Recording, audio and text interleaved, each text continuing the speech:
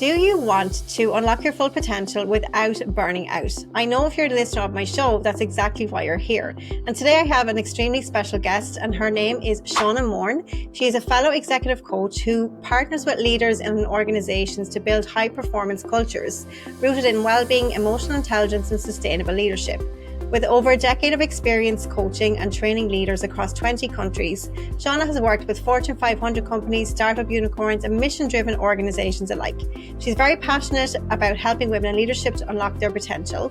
And in this conversation, Shauna is going to share what she's learned from coaching women leaders across the globe, the real roots of burnout through both a personal and systemic lens. We're going to talk about stress and all of the things. Just know that you're going to walk away with practical tools to navigate pressure, redefine success, and lead in a way that's sustainable for yourself and those you lead. So without further ado, let's get into today's episode.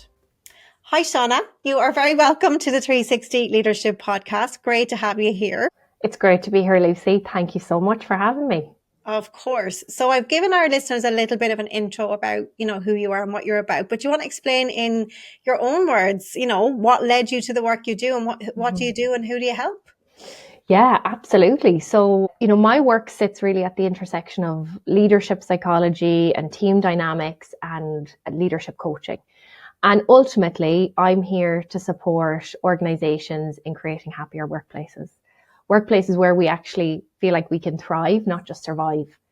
And through that, I help people in many different ways. So as you said in the intro, Lucy, I'm really focused on that systemic lens, beyond the individual. What can we do as organizations across our systems, our processes, our culture to make sure that we are setting everybody up for success in a way that reduces that unhealthy stress? So I do a lot of different work within that. And as I said, it's really moving beyond that individual conversation as to, well, you as an individual just need to do more. You need to do more self-care or do more yoga, right? We have to go beyond that conversation and beyond that in terms of how we actually support this next stage of how we work and the future of work. So that's ultimately the work that I do. Amazing. And just as you're saying that, I think it was an Instagram reel or something I saw this week, and it was talking about, was it Stephen Bartlett, I think it was, and he was talking to some leader and I cannot think who it was. And he was like, don't come at me with the culture stuff. Like that's a HR issue, right? Mm-hmm. That's the first thing for me. I would love to hear your take on that. You spoke about being a systemic issue, and this culture shift and this new way of working has to come from the top. And oftentimes those at the top don't necessarily align because they don't understand the value. So talk a little bit about your experience dealing with that. Yeah. Well, I suppose I can go back a little bit, Lucy, and kind of say my own story, share a little bit about that as well, and how I got to the framework that I work off. And my story started in the tech industry as a leader in corporate for many years. And by the age of 28, I had experienced burnout 3 times. And I really had questioned whether the corporate world was for me or not. Long story short, I ended up setting up my own coaching business, consultancy business, and I was primarily focused on leadership development, on remote teams, on hybrid teams. And it became very clear to me that it wasn't just me that experienced challenges around burnout. All the clients I was working with, all of the teams I was working with were in heightened states of stress. And I'm a very curious person. I really like to know what's going on, and really I think very systemically. And that's where I ended up going back to school, doing some research on this. And actually I wrote a book in 2021 called Managing Employee Burnout: How to Create Happy, Healthy and Engaged Teams. And from that, Lucy, I identified a framework that I work off. And it's the 3-pillar framework to support burnout prevention and reduction. And the 3 pillars are, the first one is the individual. So this is how are we as individuals supporting ourselves, managing our own stress? What's our level of awareness around our own stress? The responsibility that we need to take as individuals. And I think that's lifelong work for all of us. However, we can be doing everything right as an individual, and we can still experience chronic stressors at work and burnout. And the second pillar moves into leadership, the key role and influence that leadership plays in our well-being. Leaders across their own skills, their personalities, how they show up, how they support us, the level of clarity they give us, that all impacts our stress levels. However, we can also be doing everything right as an individual. We can have the best leader in the world and we can still experience burnout. And the third pillar is the organization. And that looks at what are the loops that are creating well-being, the loops that are creating unhealthy stressors in our organization. For example, back-to-back meetings. If we have an organization that does not value deep work and that values urgency over reflection, that's going to show up systemically. That could be a source of the root cause of that stress. So those three pillars is really key to grasp. And when I work with teams and when I work with women leaders, it's very easy for them to identify, boom, this is the pillar that's impacting me the most. Great, because now we're empowered to actually make some change around that and understand how much influence do we have over that, and therefore make better decisions for ourselves. Oh my God, I love that. I love the simplicity of those three pillars, because it's it, right? And, I love what you're saying there about the individual being, it's lifelong work, right? And recognizing your stress. And then you spoke with the leadership and going back to then, the piece around the organization. And because I really want to start there. The reason I want to start there is because I've been literally on calls today with some of my senior, executive level clients who are technically the leaders. But then you've got C-level leaders potentially over them who don't necessarily share their views and don't understand the cultural shift that's required. So when you talk about the leadership part of that pillar, who is the leadership? Because to me, the top management, they set the company culture. And yes, you can change the culture from within and try to influence up. But how do you navigate when you just can't seem to break through to those above you? Yeah, for sure. There's a couple of pieces in that I think are important to note. Number one, the person that we are directly reporting to, that's a very important relationship when it comes to reducing stress and preventing burnout. So the quality of support that we are receiving from our direct leader, really important. And for those of us who are managing others, many people listening, it's really important that we're equipped to support our team. So that's the most important relationship that we can have. Now, again, I work with so many leadership teams and the dynamics are different across all organizations. You may have one or two leaders that understand well-being, they are invested in it, they care about it, likely because they've had their own struggles or challenges around it or probably burnt out in the past. And then you'll have some leaders that even the term well-being gives them the ick. So every leadership team is different and there's so many different dynamics at play across organizations. And I work with a lot of women leaders on this conversation as well. It's like, how much can we actually change? How much can we influence? What's in our control? Where are we facing that pushback? And where is our energy just being wasted versus what would it look like to call our energy back? So I think there's spectrum and it's a dance. And I know this from myself working in certain organizations. When we want to advocate for something, when we want to actually make systemic change as executive leaders, there's courageous in that and we're putting energy into that, but we also need to know when to step back and look after ourselves and take a breather with that influence, because you can't necessarily change anybody's mindset. It's an impossible task. So again, that comes down to, leaders looking at their values. How is that playing out in their current workplace? How sustainable is it for them? I've worked with women leaders who have come to me in the midst of burnout and we identify, okay, where exactly, let's pinpoint the sources of chronic stress. Let's understand what's in your control right now. And then let's check back in. Has that alleviated some of that stress? Where are you now? Oftentimes it's, okay, what I can control can make a difference and I feel better.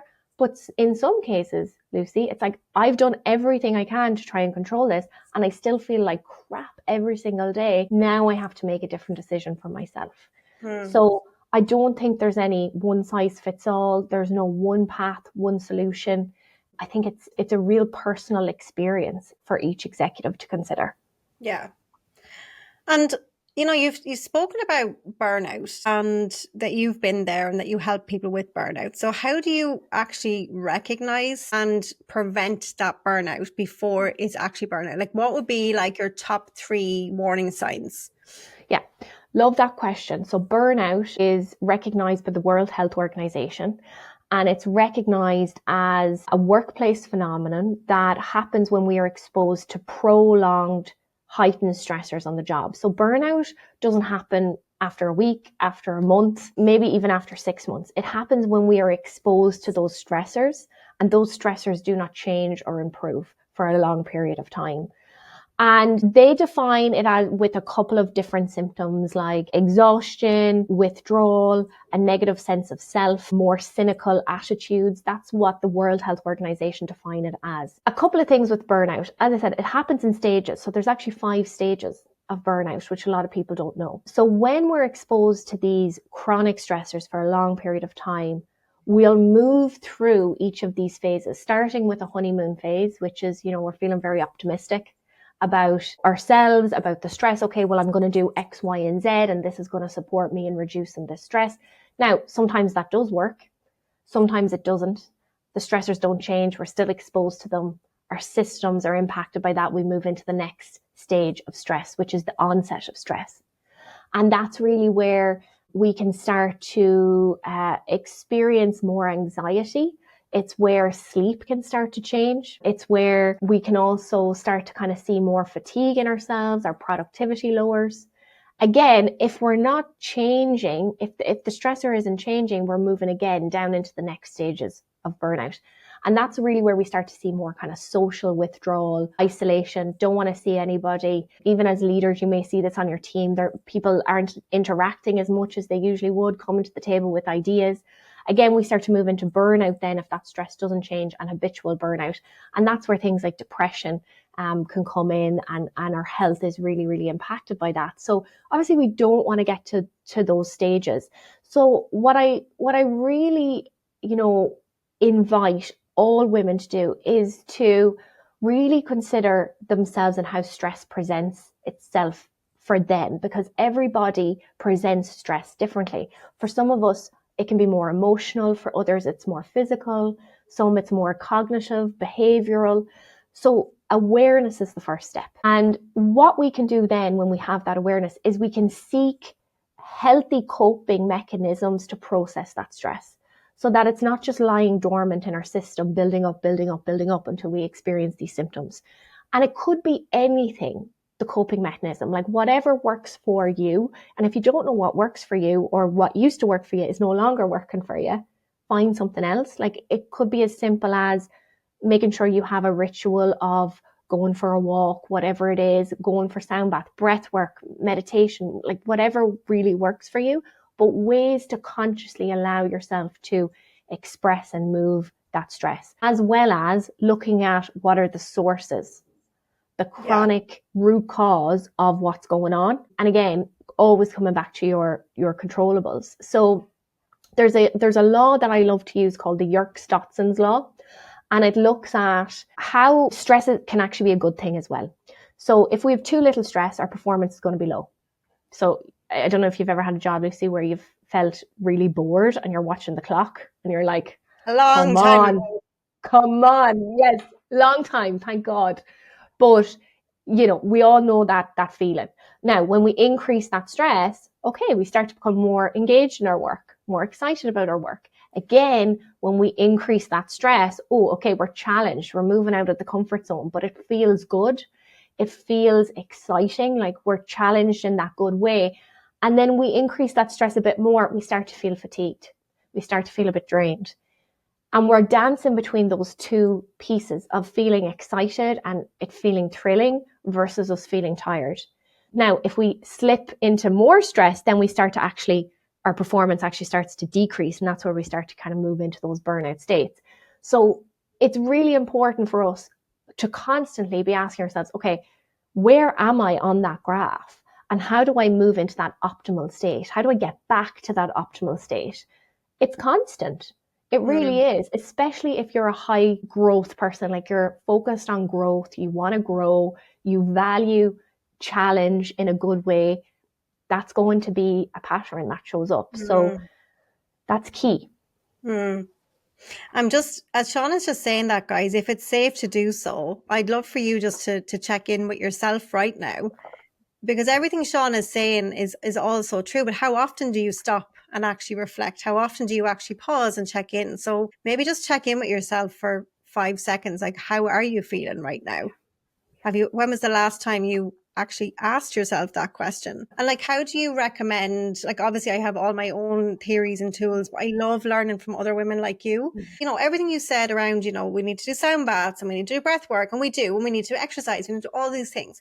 When you get on that hamster wheel and you're going so fast and it becomes like a momentum that feels unstoppable, which is what happens right with burnout. You cannot seem to stop yourself. What's one small step somebody can take today who's listening if they're feeling like they just can't stop, they just don't know how to get off the hamster wheel? What would you recommend? Breathe. As I'm saying this, take a bigger inhale, pause at the top, and let it go. Yeah. And do that a couple of times. The breath is so powerful and it's always there. Absolutely. I literally just had a coaching session with a client before you came in, and she came in really stressed. We did 1 minute of breath work. 1 minute, guys. And within that 1 minute, you can completely transform. So I love that you're saying that, because some people think that they need to change lots of things, whereas the simple, tell me, like, the science behind the breath. What's happening in our bodies when we do that breath? Yeah. So when we're breathing, and I love breathing so much, I became a breathwork facilitator. So it served me so much in my own journey, in my own healing journey, my regulation journey. Every single day, it's an anchor for me. So I facilitate people for shorter, couple of minutes on before a call. I facilitate people for an hour of breath work. And you won't believe the transformations. You know, it's helping to regulate our nervous systems. It's helping us move from that state of stress into that state of rest and digest. So especially when we're moving so fast, it can be hard to shift gears. It's like moving from sixth gear into first gear. You know, the breath helps us go down in gears, and it's easy and it's accessible. So we don't have to think our way into relaxation. We just breathe our way into relaxation. Oh, love that. It's lowering that blood pressure. It's going to help us sleep better. There's so many benefits when we're oxygenating the body. And the thing about the breath as well, Lucy, is that, like, we take so many breaths a day. How many of them are conscious? Right? That's a question for your listeners. How many times am I actually thinking about my breath? You can breathe in a meeting. Nobody's going to know. You know, you can do it in the car when you're picking up your kids. I need to address an objection right now that I know what's happening with some of my listeners. So if you are multitasking, come back to me. I've had clients who say to me, I don't have time for this fluffy stuff, right? Some of my listeners are not listening because they've heard all of this before. This well-being, just like you said, it doesn't land with people. What do they need to hear for the person who's listening now who thinks this is fluff? Because I know what you're saying is absolutely 100% scientifically proven and true. What needs to happen for them to really hear the message that is coming from you today? Because I think it's so important. Yeah. I have a question for those people. What have you got to lose? Tried other strategies, right? It hasn't worked. What have you got to lose? You know, I'm not here to convince anybody. Everybody has their own journey. And I think at a point, there comes a time where you become open to trying because there's nothing else. Yeah. And I hope people don't get to that stage, but a lot of people do. So what have you got to lose? And what's really holding you back from connecting with yourself? It's often a fear. It's a fear of slowing down. You know, and we've all been there, the fear of slowing down. If I slow down, I might lose whatever, lose the momentum, lose the progress I've made. Start to observe the stories that you're telling yourself. If you know something has to change, but you're not making the change, it's about the story you're telling yourself. I love what you said there as well about it. Like, sometimes it is that it's the slowing down, and it's also the fact that it's easier for us to look externally. It's easier for us to keep busy, it's easier for us to keep going, but it does involve connecting with yourself, which can be super hard for people. So just take today, guys, and just reflect on this, because I know it's definitely hit some of you. And then just to move on, Shauna, just to, some practical strategies that my listeners can use to support them to lead with more clarity and more impact and more confidence. Yeah, for sure.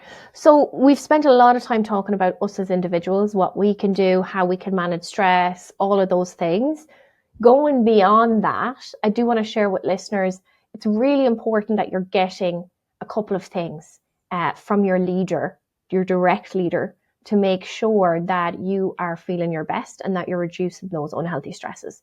So number one, I would say, is clarity. So role clarity. What are you clear on? What you're responsible for, what your responsibilities are. Clarity is very important for us as women as well. It regulates our nervous system when we can ensure that, hey, this is how I see it. Do you say it in the same way? Perfect, let's go. If there's a lack of clarity, it can be very stressful because we're trying to do it all in the hopes that we will achieve whatever that vision is. So clarity, even if it's a 30, 60, 90 day plan right now, put it together, share it with your leader. Are we on the same page? That's going to support you. Clarity is hard right now because things are changing so fast. There's a lot of uncertainty. So thinking about the micro ways that you can get clarity as to what you're doing and what you're actioning. I worked with a leader recently. I did a workshop with 2 weeks ago and I caught up with her yesterday. And she said, Shauna, it was the clarity that was getting me, the lack of clarity. And she said, I've had so many amazing conversations. I feel like a new woman now. Like I feel really clear. I'm back again in that optimal state. Great. So thinking about clarity, the other thing is support. So what does support look like? Strong women need strong support systems. I always say that. So thinking about what's the support that you're getting from your leader? Are you even having one-to-ones? Oftentimes at executive levels, they kind of get put out, put to the side, but they are really, really important for your clarity and other things, for feedback, for problem solving, brainstorming, all of those things. So making sure that you have a regular cadence in there with your leader. Even if you have to send your leader the invite and just have it in the calendar, do it. That's key to you feeling at your best. There's other things like workload management, making sure that it's realistic and that there's realistic timelines. And don't roll your eyes, listeners. It is really important and it makes sense. If any of those things are out of whack, they're going to be sources of chronic stress for us. And here's the thing, you may say, well, Shauna, I have all the time unrealistic timelines and my workload isn't manageable. Okay, grand, that might be a fact. However, what are you doing to collect data on that to build a case for more resources, for more team members? That is on you. So data is king and queen, in my opinion. So it's building cases for that. If you find that you're constantly managing an unmanageable workload, you probably are. And I want you to think about how many hours in a work week do I have and how much time each of these things are taking up, and actually do the calculations on that. Right? So you can have informed, data-driven conversations about the future and making sure it's more manageable and realistic. I love that one because I think that's something that so many women obviously struggle with, right? And you hear it all the time. I hear it all the time. And it's just making me think of a client I'm working with now in my membership 360. And she was terrified to do this. She was terrified to actually say that she didn't, she wanted more resources. She wanted X, Y, and Z. But what actually ended up happening when she did exactly what Shauna has just said, guys, she got the data, she put together a case. When she presented this to the CEO commended her. It wasn't a failure and that's the thing, it's not a failure on your part when you do this, right? It's actually, sometimes I think we women, we see it as we should be able to take on all of this. So I share that because I want you to know that you might be thinking that it's a failure, but actually, and I'm sure, Shauna, you have tons of stories of women who've pushed back and actually been commended too. Yeah, absolutely, Lucy, because the thing is, it's high performers that are more likely to experience burnout, but you'll never know because they're just doing it and they're performing so well. So oftentimes, other people like your CEO, they don't know what's actually on your plate because you're just doing it and you're smiling through it. So they're like, sure, Lucy's grand, not a bother. but that may not be the case. So the data is going to inform if that's not the case and build the next steps. Right? Yeah, and like the more you deliver as well, isn't it? If you keep delivering, like what's going to happen? Like they're going to keep giving you the work because you're saying yes, and you've got to push back. That's it. And what about the organization piece then, Shauna? Like, what can we do there? Yeah. So, things like unfair treatment at work is a big source of chronic stress for women in leadership. I know that's probably a whole other podcast, Lucy, but I do want to mention it because, if we're experiencing unfair treatment, harassment, bullying, any of those things, that's going to be a major source of chronic stress, and that's going to burn us out the quickest than anything. So, I hope that nobody's... Sorry, define unfair treatment, because that's quite subjective, right? It is. And, when we think about unfair treatment in relation to burnout, it is a constant experience of poor treatment. So beyond just, the odd microaggression, but a relationship that is directly impacting us in a negative way over time. So as I said, kind of, that bullying, that harassment, that happens over a period of time. It's very common for women in the workplace and women in leadership. And it's actually how I burnt out the second time. So I do understand the impact that can have emotionally, physically, mentally over time. It's not a nice experience. So I hope nobody's going through that, but I always do share that, because if you are, I think it's really important to actually start having trusted conversations around that, actually documenting what's happened, and start to lean into trusted sources if you can, like your HR team, to understand more about the situation. And I do work a lot with women who have gone through that and are trying to rebuild their confidence after that, and who are going through it and need to kind of work through a plan on that as well. Mm-hmm. So it is more common, unfortunately, than we probably speak about. So that's a big one on the organizational level. And what can you do? And I know we're talking about from an organization perspective, in my experience, the word bullying and harassment, I may be a little bit controversial, because I do think a lot of us should take responsibility. I think we're all responsible for how we protect our energy. And I think so often we blame other people, when actually I believe that when we work on ourselves and we build our resilience and we set our boundaries and we understand, we build our self-worth and our self-value, we will realize that we don't have to take that from anybody. And that's the thing, like if there are people listening who are going through that, like Shauna said, Shauna has just said she's gone through it. You're absolutely not alone, but you don't have to take it. But I believe with my core that we have far more power than we give ourselves credit for to control these situations, because you can work on yourself to develop confidence and certainty in yourself. Or maybe you get to a point where the organization is not for you and you make an empowered decision to say, ta-ta, I'm out of here, right? Yes. Life is too short and you always have a choice. However, when you're in it, and if you've been in it for a while, you forget that. So yeah, it's hard. Good reminders. Yeah. We've all been there. Yeah. Icky.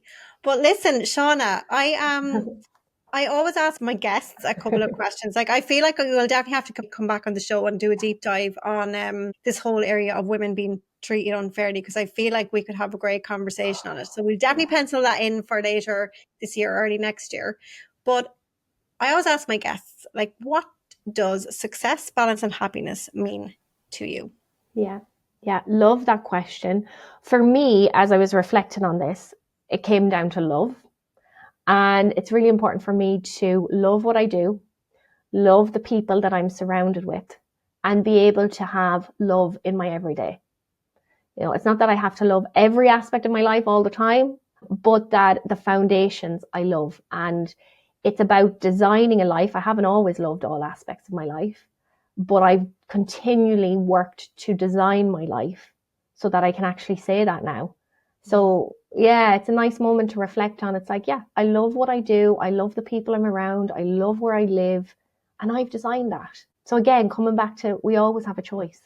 It's like that Japanese concept, ikigai. It sounds like you're really living your passion and you're loving what you're doing and you're serving a great purpose. Like, keep up the fantastic work. So rewarding. And the other question I always ask is, what is one of the best pieces of advice you've ever received? Yeah.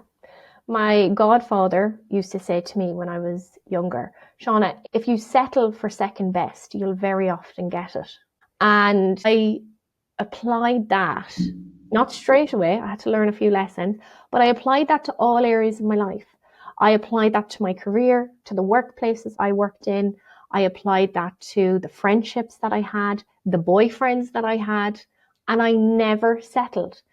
Maybe I didn't realize it sometimes when I was in the moment of some of these experiences, but there did always come a point where it kind of went off like a light bulb. I'm settling and I choose not to. So that's been really powerful for me. And I must tell him, he had such a big impact on me. Yeah, write him a gratitude letter. Write Yeah, him a gratitude yeah. letter. That's unbelievably powerful. Shauna, I have absolutely loved the depth of this conversation. I feel like I haven't had a deep conversation like this on the podcast in a while. I really feel the depth and the emotion behind what you're sharing. So I just want to say thank you so much. And I know that this conversation has for sure helped some people listening. If people want to find out more about you, where can they find you? Yeah, thank you, Lucy. I've really appreciated the conversation and look forward to another one. And thanks for facilitating all these conversations and helping women in the way that you do. It's so important. And yeah, I loved being here today. If anybody wants to connect with me, ask me questions about their executive team or their leadership development, or if they're a woman in leadership, or any questions on today at all, feel free to reach out. My website is www.shaunamoran.com, and you'll also find me on LinkedIn. I'm not on anything else but LinkedIn. LinkedIn. Very good. So you'll find her over there. Amazing. Listen, Shauna, thank you so much for being a fantastic guest. Until next time, we will talk to you then.